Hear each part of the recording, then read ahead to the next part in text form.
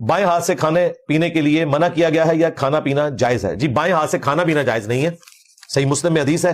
شیطان الٹے ہاتھ سے کھاتا ہے تم دائیں ہاتھ سے کھاؤ، یہ حکمن ہے۔ بلکہ مسلم شریف میں ایک حدیث ہے ایک شخص الٹے ہاتھ سے کھا رہا تھا، نبی اسلام نے کہا کہ یہ شیطانی طریقہ ہے تم دائیں ہاتھ سے کھاؤ، تو اس نے بجائے دائیں ہاتھ سے کھانے کے اپنی عزت بچانے کے لیے، شرمندگی چھپانے کے لیے اس نے کہا کہ میرا تو دایاں ہاتھ جو ہے نا وہ کام نہیں کرتا، تو نبی اسلام کی زبان سے یہ نکل گیا کہ اب تیرا دایاں ہاتھ نہ ہی اٹھے،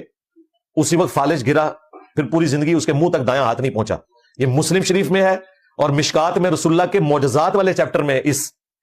حدیث کو لے کر آئے ہیں وہ، تو یہ بڑا سینسٹیو معاملہ ہے یار، کوئی وزن تو نہیں اٹھانا، نوالے کا کتنا وزن ہوتا ہے، ہاں باقی آپ جو وزن اٹھاتے ہیں اور معاملات ہیں اس میں آپ کر سکتے ہیں۔